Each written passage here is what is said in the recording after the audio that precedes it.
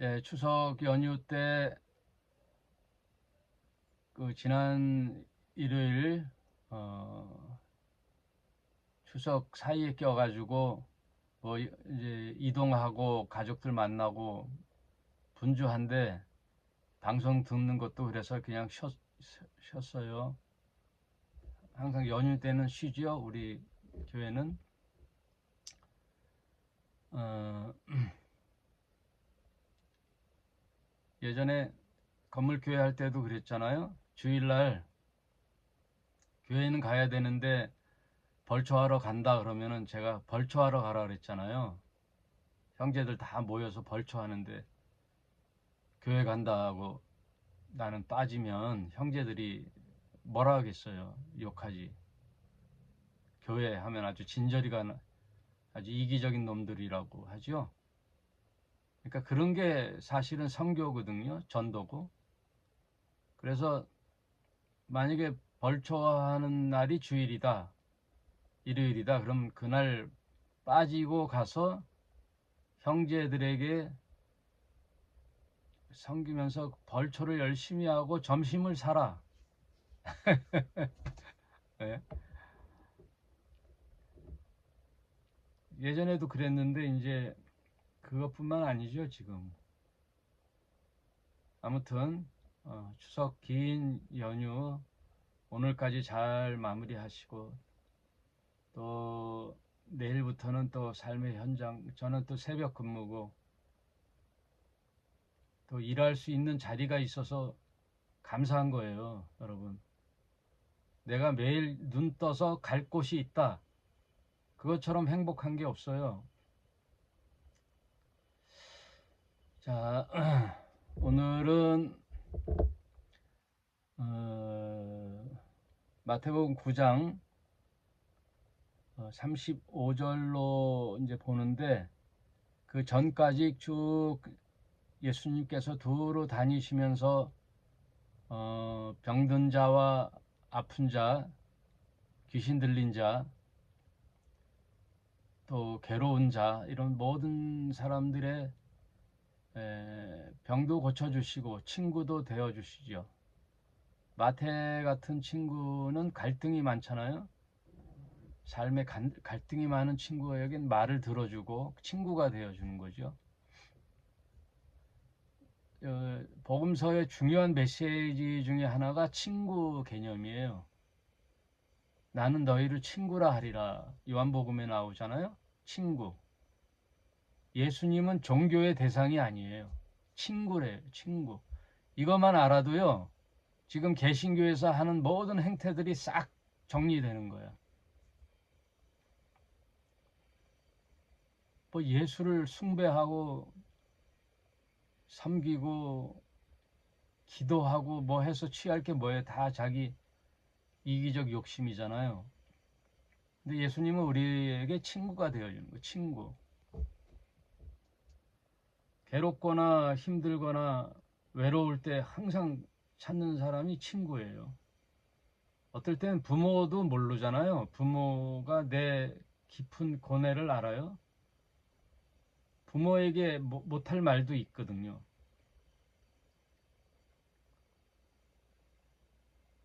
그래서 기독교가 종교가 아니에요. 예수님은 나의 친구예요. 친구는 친구의 개념이 뭐예요? 편하다는 거죠. 그리고 하고 싶은 얘기 다 하고 어, 슬픈 일, 기쁜 일 있을 때 함께 하는 게 친구고 또 뭐 어렵지가 않잖아요, 친구가. 네. 만만한 게 친구예요. 네, 친구한테 어려움을 느끼면 그 친구 아니죠. 야, 뭐, 너 왜 그래? 막 하고 편하게 대할 수 있는 게 친구고. 예수님을 대할 때 그 친구의 개념이 굉장히 중요한 겁니다. 그래서 종교적인 의식이나 외식 그런 거 다 허물어지는 거예요. 그런 개념 하나가 친구예요. 마음 다 깊이 터놓을 수 있는 친구. 세상의 친구는 여러 가지 조건이 붙잖아요. 뭐 술 친구, 또 뭔가 해서 저 친구한테 무슨 뭘 유익이 있나 하고 하는 친구들, 또 사회에 자기가 뭐 출세하기 위해서 어떤 이용하는 친구들, 뭐 여러 가지 개념의 친구인데, 예수님은 그냥 많은 친구가 아니라 그냥 진실한 친구예요. 진실한 친구. 그래서 마태복음 9장 내용들이 예수님이 뭘 보시냐면, 이제 지금 백부장, 회당장 야이로의 딸을 고쳐주죠. 혈류증 12년 동안 앓았던 혈류증 여인을 고쳐주시고, 소경을 고쳐주시고, 귀신 들린 자를 치유하시고 이랬는데, 대체로 보면은 예수님을 찾아와요. 예수님을 찾아왔어. 백부장, 회당장, 혈류증 여인, 소경. 그건 믿음이죠. 내가 저 사람을 만나면 뭔가 해결할 것 같은 그 믿음. 그래서 다 예수님은 뭘 물어보냐면, 내가 고쳐줄 걸로 믿느냐? 믿는다는 거예요. 믿음. 믿음을 보는데 귀신 들린 자만큼은 믿음을 보는 게 아니죠. 예. 자기가 판단할 능력이 없잖아요. 사로잡힌 자들, 귀신 들린 자들, 그런 자들은 그냥 예수님이 찾아가서 고쳐주는 거예요. 그러니까 예수님과 이 복음서에서 중요한 개념은 또 관계예요. 관계, 믿음. 네가 나를 믿느냐, 그 얘기. 그래서 바로 이 오늘 본문 직전에 소경이 나와요. 두 소경 이야기가 나오죠. 예수께서 집에 들어가심에 28절에 소경들이 나오거늘 예수께서 이르시되 내가 능히 이 일을 할 줄로 믿느냐? 대답하되 주여 그러하외다. 이에 예수께서 저희 눈을 만지시며 가라사대 너희 믿음대로 되라 하신대. 30절 그 눈이 밝아진지라 예수께서 엄히 경계하시되 삼가 아무에게도 알게 하지 말라. 요게 독특한 내용이라 그랬죠. 항상 예수님은, 보통 인간들은 자기가 고쳐졌다는 걸 알려야 되잖아요. 의사들, 의원들, 내가 이렇게 신통하고 내가 남들이 갖지 않는 신비한 약이 있다든지 이 그 의술이 있다든지 해서 고쳐줬다.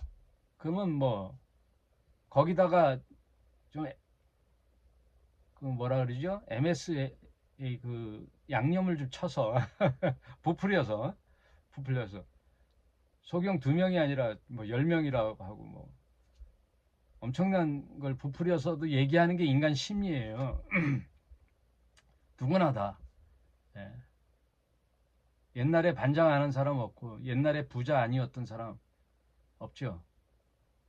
제가 교회 할 때도 목사님 옛날에 나를 만났으면 내가 목사님 쫙 해줄 텐데, 잘 나갈 때 만났으면 막 교회도 져줄 것처럼 왕년에. 그런 거 안 믿죠.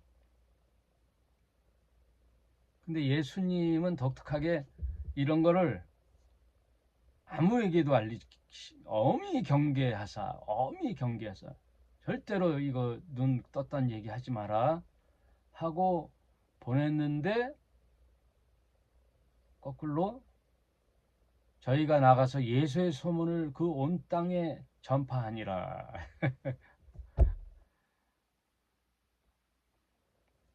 그래서 몰려오는 인간들의 그 속셈을 예수는 너무 잘 알기 때문에 어떻게 보면 귀찮은 거죠. 아이고야, 이거 사람이 많으면 본질이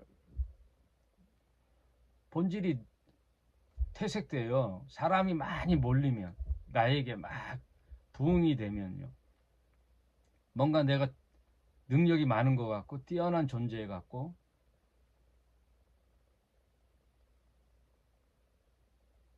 예수님의 생각은 언제나 하나님 아버지의 뜻을 펼치시는 거에 몰두돼 있어요. 그래서 사람들의 반응에 별로 관심이 없단 말이에요. 그랬더니 항상 예수님 주위에는 아주 눈을 부릅뜨고 쫓아다니는 인간들이 있죠. 서기관과 바리새인들, 율법자들이 뭔가 율법에 어긋난 행동을 한다든지, 자기 유대 종교에 해악을 끼친다든지, 민중을 호도한다든지, 이걸 캐내가지고 대제사장 그룹에 보고를 하려고 쫓아다니는 자들이 있어요. 32절에 저희가 나갈 때 귀신 들려 벙어리 된 자를 예수께 데려오니 귀신이 쫓겨나고 벙어리가 말하거늘 무리가 기이 여겨 가로되 이스라엘 가운데 이런 일을 본 때가 없도다 하되, 34절에 바리새인들은 가로되 저거 귀신의 왕 바알세불에 집혀서 그런 거야. 예수님의 선의를 현재 왜곡시키는 거죠. 호도하는 거죠. 이거 귀신 짓이야. 귀신의 왕이 있어. 저들은 다 귀신 들리는 자들인데 귀신의 왕이 바알세불이 그 명령을 해서, 그러니까 예수는 바알세불에 귀신 들렸다 그러는 거예요. 그러니까 생 귀신이 들렸다 이거예요. 믿지 않는 자들은 이제 비난하죠.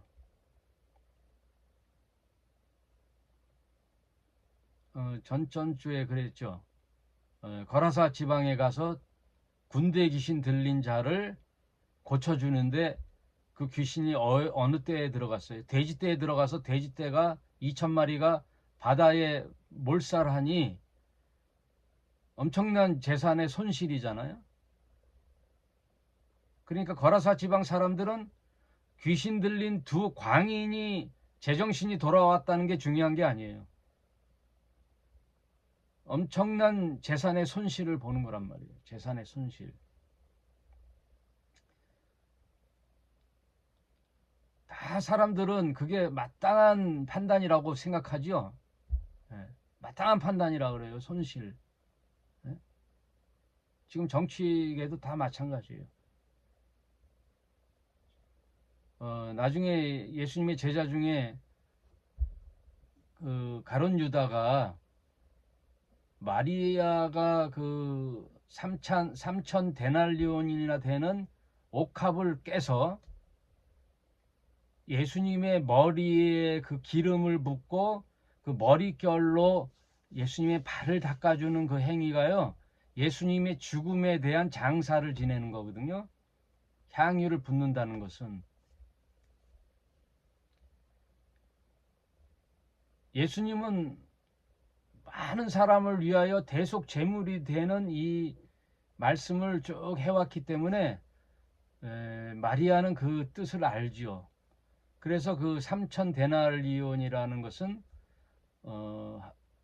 노동자의 하루 품삯이 한 데나리온이니까 지금으로 약 10만 원 따지면 3천 데나리온은 3천만 원이에요. 3천만 원. 그랬더니 그 가룟 유다의 시각에는 미친 짓을 한 거죠. 가룟 유다의 생각에는. 그걸 왜 예수의 머리에다 부어? 넌 미쳤어? 미쳤니? 제정신이니? 그 얘기예요. 돈이 아까운 거죠. 돈. 항상 돈을 생각하는 거예요. 돈을. 손실. 사람을 안 보지요. 지금 현대 사회는 다 가치 척도가 돈이에요. 돈이.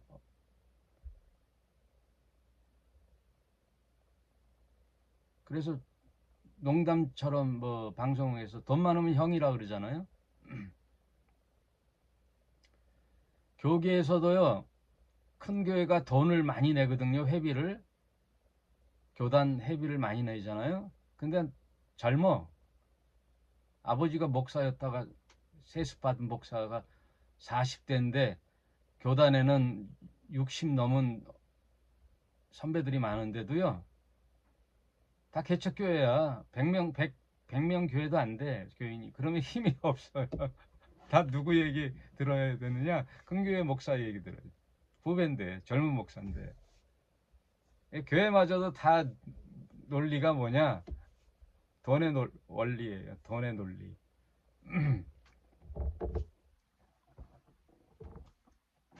지금 그래서 제가 얘기하는 모든 이단 사입이 교회의 문제점 다 돈이에요. 돈. 돈에 연관되지 않은 비리가 없어요. 다 돈이에요. 그래서 여러분, 목사들은 좋은 말들을 다 하잖아요.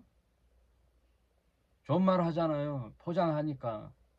근데 저 사람 참 목자인지 아닌지 구분하는 척도가 있어요. 말로는 잘 못해. 몰라. 분별하기가 쉽지 않아요. 다 좋은 말 하니까. 근데 딱 뭘 보냐? 돈을 보란 말이에요. 돈. 돈을 어떻게 쓰느냐? 네? 교회에다 돈을 쌓아놓느냐? 교회에다가 돈을 쌓아두느냐? 그게 다 똥 된다니까요. 다 쓰레기 되는 거예요. 교회에다 돈을 쌓는다? 다 그 사이비 교회예요. 사이비 목사예요. 그러니까 돈으로 판단하는 거란 말이에요. 돈. 그래서 돈 받고 뭐 하면 다 싹군 목자라 그러잖아요. 싹군 목자라니까. 싹을 받는 목사.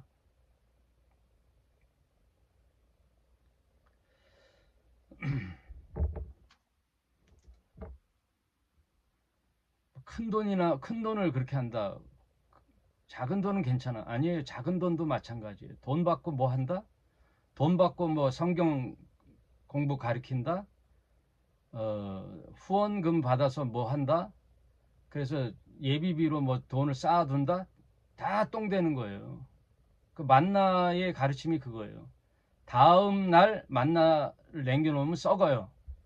그리고 구약의 제사 중에 화목제 같은 거는요, 제사 드리는 그 제물을 제사장에게 몫으로 띄워주고 나머지를 갖고 와요. 그러면 소 한 마리 같은 거 있잖아요. 송아지 같은 거 한 마리는요, 그날 당장 못 먹어요. 감당 못해. 너무 많아가지고. 그건 무슨 뜻이냐? 이웃을 다 불러 모아서 한 날에 다 소비하는 거예요.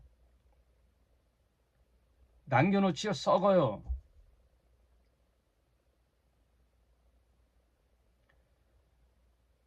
초대교회의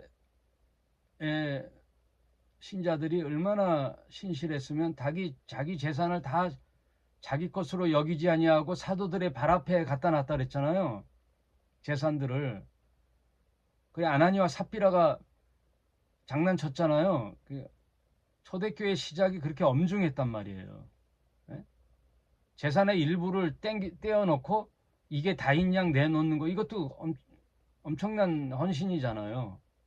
여러분의 재산에 10억이면 5억을 떼놓고 5억이 우리 집 재산이 답니다 하고 내놓는 것도 훌륭하잖아요. 5억도 엄청난 돈이잖아. 그런데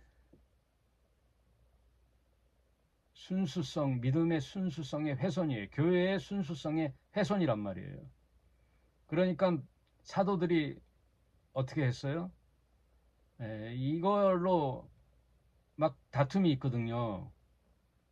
유대파 가부, 헬라파 가부들이 이 교회에 재산 헌금 가지고 나누어서 먹는데 문제가 되니까 집사들을 세워놓고 자기네는 말씀과 기도에만 전무하겠다 고 돈에 상관을 안 했단 말이에요. 그래서 세운 게 집사들이에요. 그래서 집사들이 들어온 후원금을 잘 나눠서 빨리 집행을 하는 거란 말이에요. 빨리 집행을. 남겨두는 게 아니란 말이에요. 하여튼 교회가 헌금 걷어서 건물 짓고 남으면 또 교육관 짓고 리모델링하고 또 저 산에 기도원 짓고 땅 사놓고 또 남으면 무덤 해서 신자들 죽을 때 거기다 또 묻으라고 또 만들고 하여튼 요람에서 무덤까지 완벽한 서비스. 그러니 교회가 부흥하지. 아무튼 돈에 대해서 어떻게 쓰는가를 보면 안단 말이에요. 여러분 지금 이단 사이비들 다 봐요. 돈에 연관돼 있어요. 다 돈. 엄청난 돈이에요. 무슨 궁,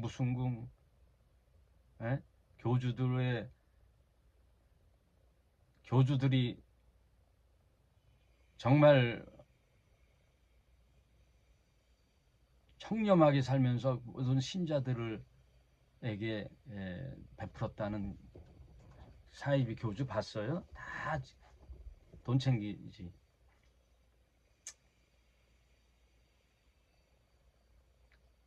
크든 작든 돈을 어떻게 쓰는가를 본단 말이에요. 그러면 대체로 나와요. 35절 예수께서 모든 성과 촌에 두루 다니며 저희 회당에서 가르치시며 천국 복음을 전파하시며 모든 병과 모든 약한 것을 고치시니라. 예수님 참 분주하셨어요.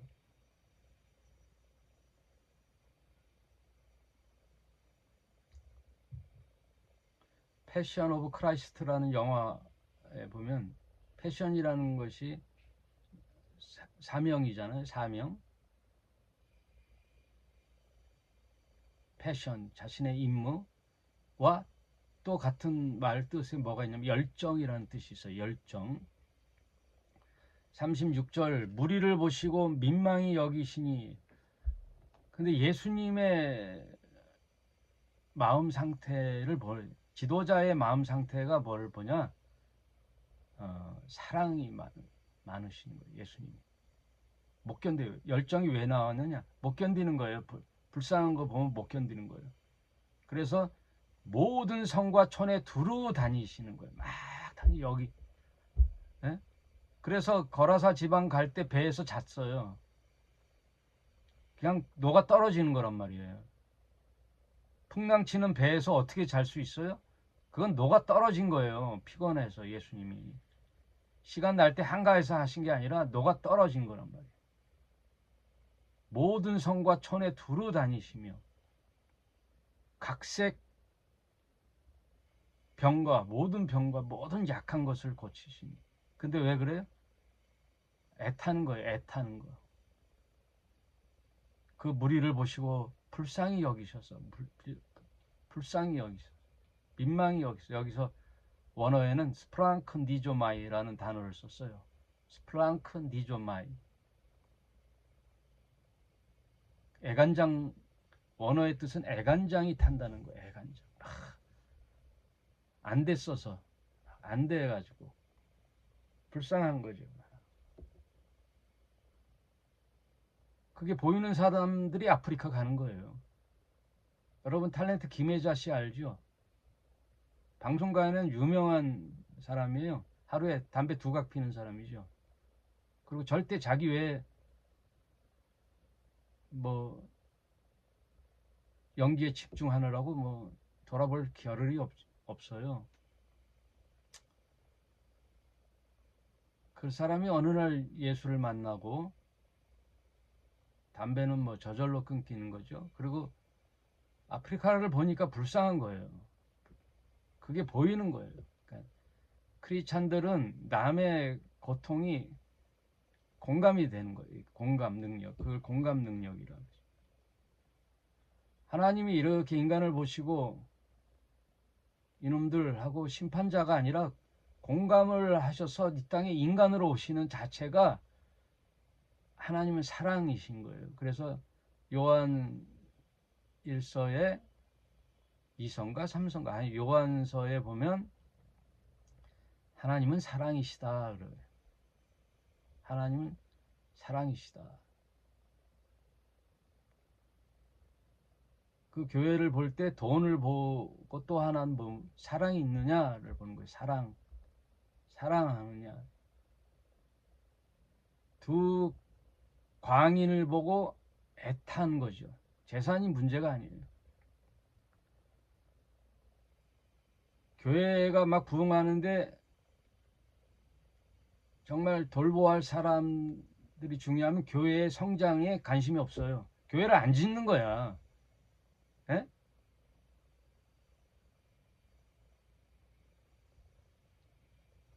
그 교회를 져야 돼요? 교회 지으려면 이 도시에서 얼마나 돈이 들어가요? 그 돈이 어디서 나오겠어? 다 성도들의 진짜 피를 빨아먹어야 교회 짓는 거예요. 그걸 가당하겠어요? 가능이나 하냔 말이에요. 교회 짓는 게. 에? 헌금은 둘째 치고 건축 헌금을 어떻게 내라 그래. 아, 새 들어 살면 되잖아. 새 들어서 하면 되지. 뭘 꼭 뭐 교회 져야 돼요?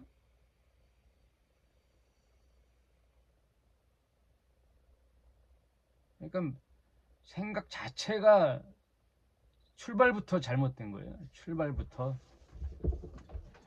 목사들이 다 출발부터 잘못된 거예요. 또 처음에는 안 그랬잖아요.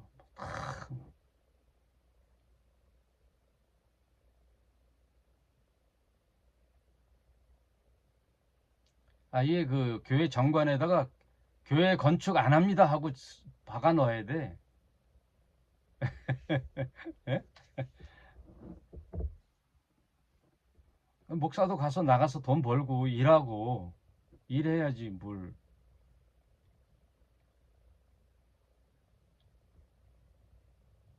바울도 일하고 했는데 뭘. 목사가 바울보다 더 잘났어?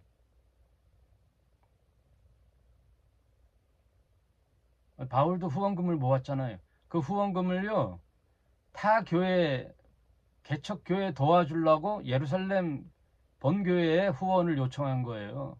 후원금은.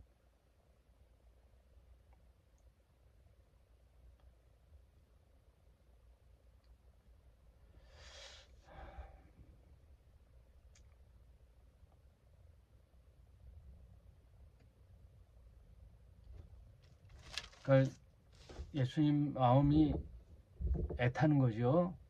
37절에 이에 제자들에게 이르시되 추수할 것은 많은데 일꾼이 적으니 그러므로 추수하는 주인에게 청하여 추수할 일꾼들을 보내 주소서 하라 하시니라 하고, 이제 예수님의 본격적인 공생애에 하나님 나라 운동 하려면 예수님의 그 생각과 또 같이 또 이곳에 이 땅에 왜 오셨는지를 가르쳐야 할 이제 제자들을 삼아야죠. 제자들을 이제 선택하는 게 10장에 나와요. 오늘 쭉 하다가 시간 되면 마칠게요. 10장 예수께서 그 12제자를 부르사 더러운 귀신을 쫓아내며 모든 병과 모든 약한 것을 고치는 권능을 주시니라. 그러니까 예수님이 하나님께로부터 부여받은 권능을 제자들에게 주는 거예요. 이렇게. 예, 독점하지 않아요. 예수님. 나만 이런 능력이 있어. 그게 아니에요. 흘러보내는 거예요. 흘러보내고. 12사도의 이름은 이러하니 베드로라 하는 시몬을 비롯하여 그 형제 안드레와 세베대의 아들 야고보와 그의 형제 요한, 빌립과 바돌로메. 이 바돌로메는 나다나엘이에요. 도마와 세리, 마테, 알페오의 아들 야고보. 이렇게 알페오의 아들 야고보라는 말은 이제 야고보라는 이름이 또 누구 있어요. 동명이인이니까 그 아버지의 이름을 따서 분리하는 거예요. 우리도 보면은 영자, 큰 영자, 작은 영자 하잖아요. 한 반에 영자가 이름이 많으니까. 다데오, 가나인 시몬과 가룟 유다 곧 예수를 판자니라. 12를 택해서 5절 예수께서 이 12를 보내시며 명하여 가라사대 이방인 길로도 가지 말고 사마리아인의 고을에도 들어가지 말고 차라리 이스라엘 집에 잃어버린 양들에게로 가라. 이게 뭐냐면 이제 1차 실습이에요. 예수님의 제자를 딱 세우고 이제 가르칠 길이 많잖아요. 그러니까 처음부터 이방인이나 다른 데로 가지 말고, 왜? 뭐 누가 받아주겠어요? 늑대처럼 득실득실한 인간 이방 세계로. 차라리 먼저 1차는 유대인에 대한 모기가 왔다 갔다 하네. 그래서 1차 실습으로 유대인에게 가라, 그 얘기예요. 이스라엘 집에 잃어버린 양에게로 가라. 가면서 전파하여 말하되 천국이 가까이 왔다 말하고, 병든 자를 고치며 죽은 자를 살리며 문둥이를 깨끗게 하며 귀신을 쫓아내되 너희가 거저 받았으니 거저 주어라. 이게 아주 중요한 거예요. 그런 예수님의 그동안 했던 행적들 있죠? 그걸 그대로 받아서 선포하라는 얘기예요. 그럼 그런 능력이 나타나는데 뭐 돈 받고 하지 말라는 거예요. 여러분, 무당들은 다 돈 받고 하잖아요. 복채를 내놔야 얘기하잖아요. 예? 아, 정성이 부족하다. 그럼 뭐예요? 복채가 적다는 뜻이에요. 돈 내놔라 이거예요. 교회에 가면 다 헌금해라. 예? 다를 게 뭐 있어? 똑같아요. 다 똑같아. 돈 받는 거야. 종교 시스템은 다 돈이에요. 돈.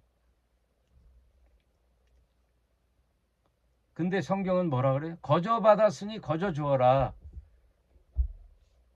너희 전대에 금이나 은이나 동이나 가지지 말고 여행을 위하여 주머니나 두벌 옷이나 신이나 지팡이를 가지지 말라. 이는 일꾼이 저 먹을 것을 받는 것이 마땅하니라.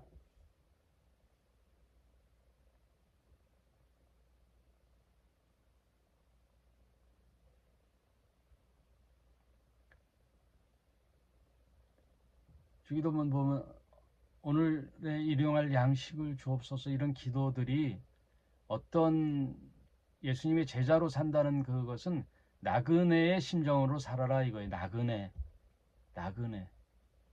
여러분, 나그네가 뭐 엄청난 뭘 준비하고 가나요? 그냥 이 마을 저 마을 가서 거기서 주는 음식 나눠 먹고. 그래서 어느 학자는 그래요. 그 불교의 탁발 있죠, 탁발. 여러분, 탁발이라고 알아요? 시주하러 다니잖아요. 지금 스님들이 이 집 저 집 가면서 목탁 두드리면서 시주 받지요. 그게 이제 탁발이에요. 어디 가든 저 일꾼이 저 먹을 것은 받는 건데, 뭘 준비해서 돈 차고 전대 차고 뭐 금이나 은이나 뭐 갖지 말라는 거예요. 그 말은 뭐냐면 전적으로 하나님을 의지하라는 뜻이에요. 전적으로 하나님을 의지하라. 다 먹고 사는 건 해주신다 이거예요. 아무 성이나 촌이나 들어가지 말고 그 중에 합당한 자를 찾아내어 너희, 아무 성이나 촌에 들어가든지 그 중에 합당한 자를 찾아내어 너희 떠나갈까지 거기서 머물라. 그러니까 어디 전도하러 가면 예비되어 있다는 거예요. 합당한 자가 있어. 항상 동역자가 기다리고 있어. 그럼 그 사람에게 집에 거하면서 하늘나라 천국 운동을 하라 이거예요. 1차 실습을 보내는 거란 말이에요.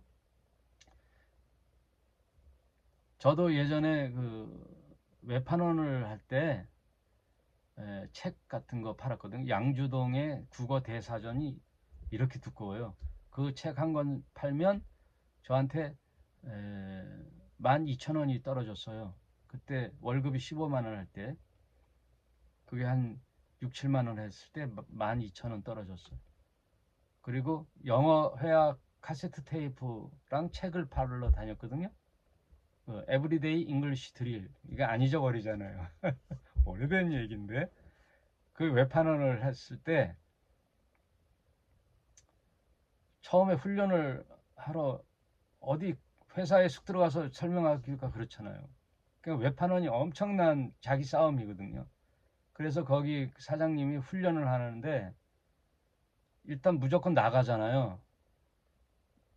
나가면 어디로 돌아다니는지 모르잖아요, 사장들은. 그래서 자기 훈련으로 오른쪽에 콩을 100개를 넣어줘요. 콩을. 그러면 사장님 이게 뭡니까? 그러면 여기 있는 주머니 한 사람을 만나면 요거 하나를 왼쪽 주머니에 넣으라는 거야.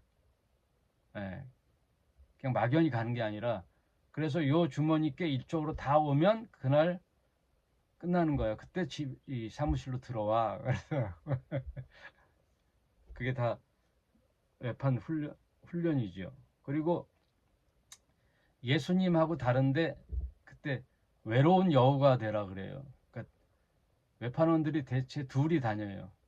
둘이 다니면 이런 얘기하고 저런 얘기하고 어떤 커피 다방 같은 데 들어가서 한참 노닥거리다가 마치 도르는 것처럼 들어오고 그랬단 말이에요. 그걸 다 알죠, 뭐 사장들이. 외로운 여우가 되란 말은 둘둘 다니지 말라 이거예요. 한 사람을 팔아서 네가 그 이득을 봐야지. 둘이 가서 하잖아요. 그럼 나눠야 되잖아. 이득금을 나눠야 돼. 근데 예수님은 둘이 이렇게 짝지어서 다른 복음서 보면 2명씩 짝지어서 보내요.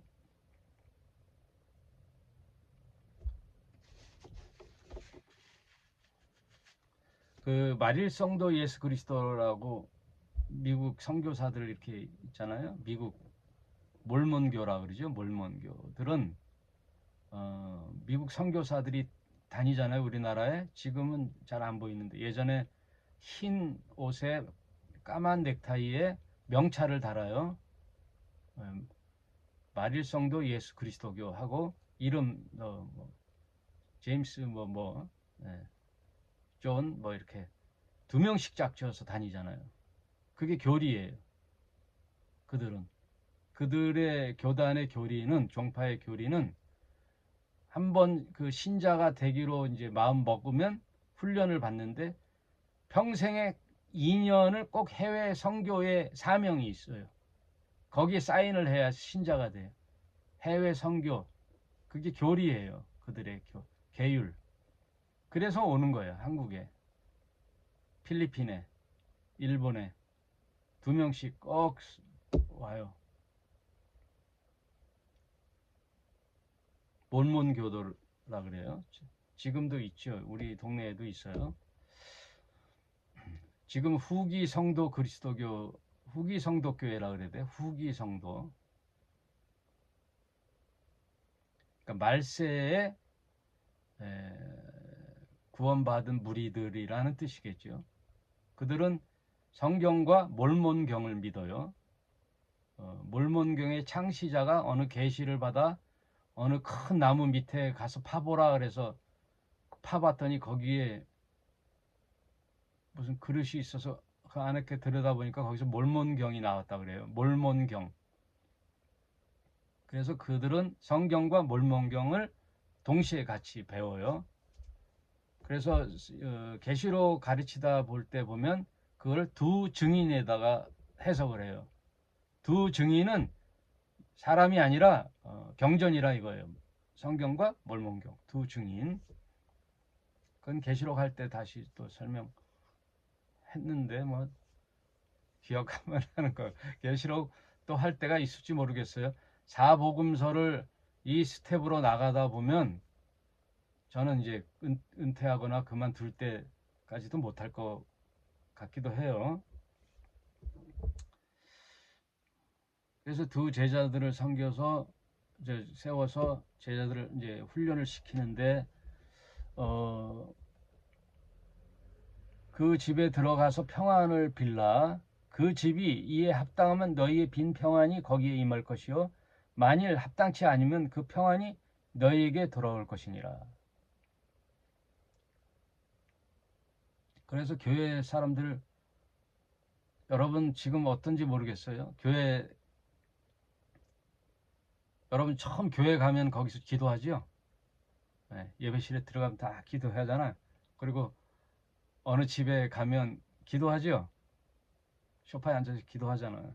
밥 먹을 때 기도하고. 우리 처형은 차 탈 때도 기도하고. 하루에 주여 감사합니다를 수십 번 하고. 아마 그 성경적 근거가 여길 거예요. 저희 집에 들어가면 평안을 빌라. 누구든지 너희를 영접도 아니하고 너희 말을 듣지도 아니하거든 그 집이나 성에서 나가 너희 발을 먼지를 털어버려라 이거예요. 그러니까 억지로 하지 말라는 거예요. 억지로. 받아들이면 주의 도를 더 전하고, 거절하면 그냥 먼지를 털어버리라는 거예요. 거기에 실망하거나 매이지 말라는 거예요. 주의 복음을 전하면 두 가지가 된다 그랬죠. 받아들이는 자와 거부하는 자. 항상 나눠져요. 그래서 예수님은 갈라치기의 원조예요. 예수님. 이제 나중에 나와요. 집안에서도 며느리와 시어머니가 나눠지는 거예요. 내가 화평을 던지러 온 줄 아느냐? 불을 던지러 왔다 그러거든요. 불을 던지러 왔어요. 집안에 분란을 일으키러 왔다니까, 예수님이.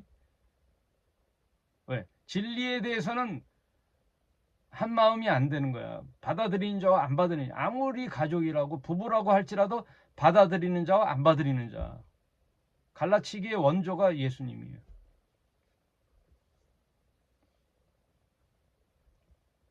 그 말은 니네 갈라져라는 뜻이 아니라 진리는 무엇보다도 뭐와 바꿀 수가 없다라는 거예요. 진리라는 거는, 믿음이라는 거는 하나님과 나의 개인 1대1 관계라는 거예요.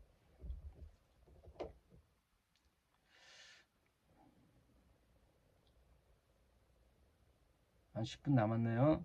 15절. 내가 진실로 너희에게 이르노라 심판날에 소돔과 고모라 땅이 그 성보다 견디기 쉬우니라. 예전에 아브라함이 하나님 말씀을 선포하고 그 성을 떠나라 했는데 롯의 가족들이 미련을 뒀잖아요. 그리고 소돔과 고모라가 회개하라 해도 의인이 10명이었고 의인이 없어서 이제 멸망할 때 그 성을 나오라 그러잖아요. 근데 안 나오고 롯의 아내는 미련이 있어서 뒤로보다 소금기둥 됐다는 그런 이야기들이 내려오잖아요. 그 얘기 하시는 거예요. 소돔과 고모라가 차라리 견디기 쉽다라는 말은 예전에 그 사람들보다 오늘날 사람이 더 강팍하다 이 얘기죠. 예수님 당시 사람들이 아주 강팍하다 이거예요. 보라 내가 너희를 보냄이 양을 이리 가운데 보낸 것 같도다. 이리가 득실득실한데 보내는 거란 말이에요. 전쟁터와 같은 데다 보내는 거예요. 마귀에게 쩔은 자들이 있는데 복음이 쉽게 안 들어간다는 거죠. 그러니까 어떻게 해요? 뱀같이 지혜롭고 비둘기같이 순결하라 이거예요. 그렇다고 너희가 그들과 동화되지 말고 비둘기처럼 순결하되 뱀처럼 지혜로우라 이거예요. 예? 그들과 어울리되 순결하며 지혜로우라는 거죠. 오히려 나에게 동화되게 해야지 그들에게 동화되면 안 되는 거예요.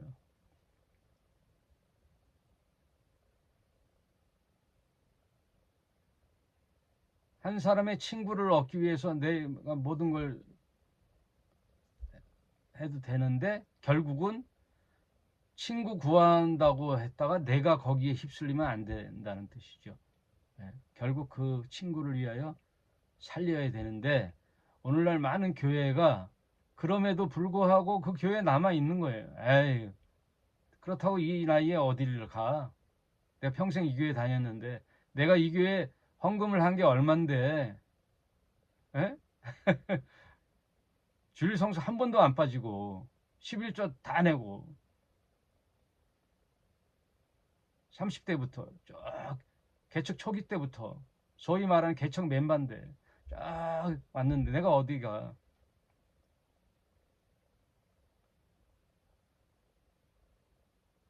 그러니 명성교회 같은 경우는 그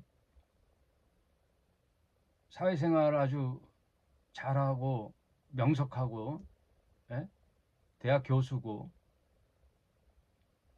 어, 뭐지요? 그 세무사고, 머리가 똑똑한 사람들이 하는 변호사고, 뭐 이런 사람들이 수두룩 빡빡하죠. 그런 교회. 그 사람들이 하는 말이 뭐예요? 세습하는 교회에 대하여. 아무리 눈을 씻고 찾아봐도 아들 목사처럼 훌륭한 목사 없더라 그러는 거 아니에요. 훌륭하대요. 그 목사님이. 그게 그 교회에 남아 있는 거예요. 세습을 반대하기는 그런데, 찬성하긴 그런데 목사가 훌륭하다는 거예요. 하다못해 제가 저기 지금은 공릉동인데요. 거기에 교회 이름은 잊어버렸네. 어느 교회가 있어요. 근데 한 2, 3천 명 다녀. 거기에 아버지가 개척해서 아주 훌륭하게 성장을 했어요. 근데 아들은 아버지의 뜻을 안 받고 개척을 했어요. 그 근처에다가 개척을 해서 그 교회도 한 2, 300명 이렇게 모아놨어. 그런데 본 교회, 아버지 교회에 후임 목사를 고르는데 아무리 찾아도 마땅한 자가 없더래요. 그래서 하는 말이 장로들고 뭐 중직자들이 아들 목사님을 일로 청빙하자고 한 거야. 그러니까 담임 목사 아버지가 그러자고 해서 아들에게 제안을 했더니 아들이 거부를 하더래요. 싫다고. 그건 아버지가 쌓은 교회고 나는 내가 지금 개척을 해서 하고 있다. 그래서 계속 종용하니까 이 아들이 마지막에 뭐라 그랬냐면 그러면 투표를 해라. 한 명이라도 반대하면 나 그 교회 안 간다. 해갖고 투표를 했어요. 전 교인이 찬성했어요. 그래서 갔어요. 그 교회 후임자로. 뭐 이거에 대하여 목회자들 사이에 찬반론이 많아요. 어떻게 됐든 간에 세습한 거예요. 아버지의.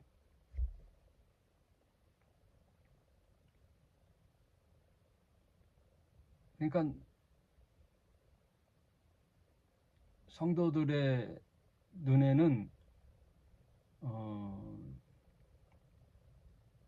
자기가 어릴 때부터 해왔기 때문에 그 교회 나오기가 쉽지 않은 거죠. 교회의 온갖 비리는 다 극소수만 아는 거죠.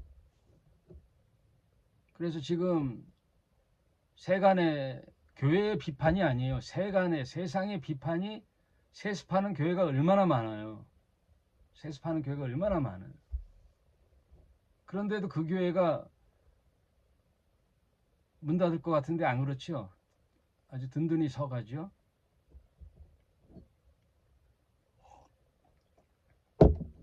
세습이 잘못됐다라는 것은 스스로도 인정해서 교단의 법으로 만들었잖아요. 교단법이 세습 금지예요. 감리교 같은 데는 세습을 법으로 막았단 말이에요. 근데 비근한 예로 우리 집사람의 사촌 오빠는 교차 세습을 했어요. 친구의 아들을 자신이 교회의 후임자로, 자신의 아들은 친구의 교회의 후임자로 이렇게 바꿔서 그러니까 교단법도 안 걸리고 그렇게 해서 교회가 안정될 때까지 그 목사님은 예전 교회 친구 아들 담임으로 온 교회에 다녀요. 분란이 일어날까봐 당분간 다니는 거예요. 그리고 사모님은 아들 교회로 출석하는 거예요. 이렇게 떨어져서. 몰랐는데 결혼식 때 만났더니 그렇게 얘기하더라고. 그래서 껄리낌이 없으니 얘기하겠죠.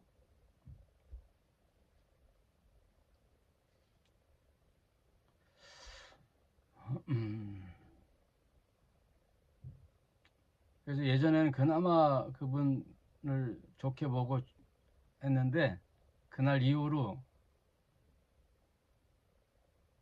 가고 싶지도 않더라고, 보고 싶지도 않더라고요. 그러니까 초창기에는 순수하게들 해요. 근데 말년이 되면요 흐려져요. 이게 자아도취가 돼요.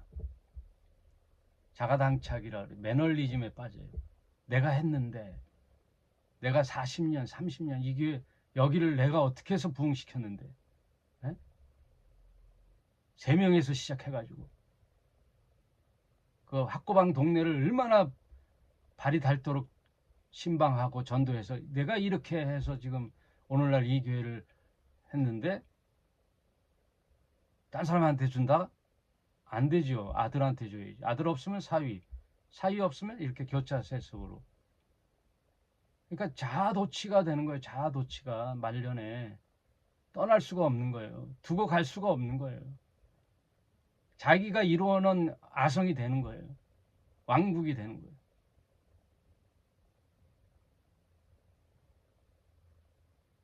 그러니까 괴로운 거예요. 그러니 전별금 받고 아파트 해줘야 되고 노후 대책 해줘야 되고 원로 목사 돼가지고 월급의 7, 80%를 계속 죽을 때까지 받는 거예요. 원로 목사라는 것은 담임 목사의 월급의 7, 80%를 계속 받는 거예요. 한 교회 20년 이상 되면 원로 목사 되는 거예요. 그랬더니 그 많은 중에 또 괜찮은 목사들 있잖아요. 그 중에 내년이면 20년 되는 해에 19년 되는 해에 자진 은퇴를 하는 거예요. 왜? 원로 목사가 안 되려고 일부러 원로 목사가 안 되면 그냥 퇴직하면 끝나는 거예요. 그게 뭐야 연금처럼 안 나온단 말이에요. 그래서 19년 되는 해에 자진해서 퇴임하는 목사도 있단 말이에요.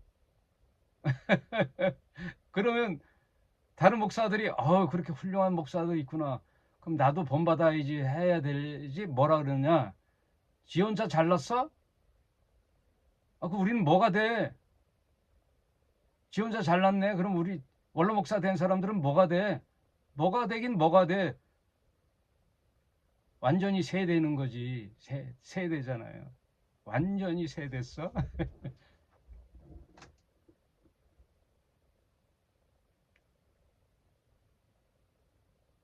그런 사람들을 막 또 호도하는 거예요.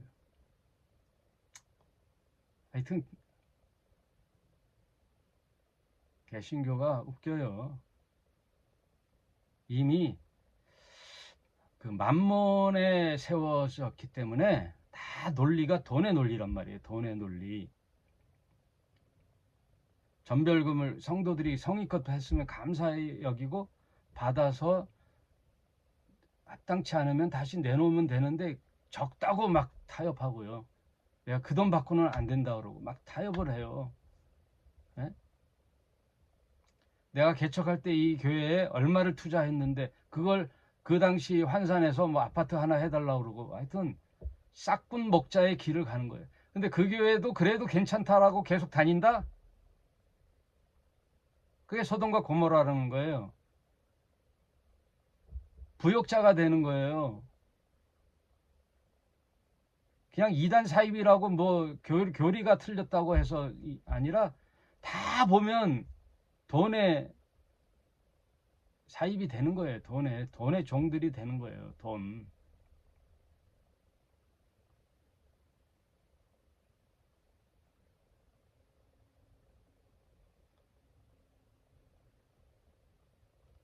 제가 전할 때마다 안 걸릴 때가 없어요. 보면은 다 주위에 크게 작게 다 건전하게 한 사람도 보면 노년에 다 이렇게 자아도취가 돼가지고 아깝다 그러고 예전 같지 않다 그러고 예? 왜 이렇게 자아도취가 돼가지고 왜 이렇게 공감 능력이 없는지 몰라요. 헛소리나 좀 뻑뻑하고.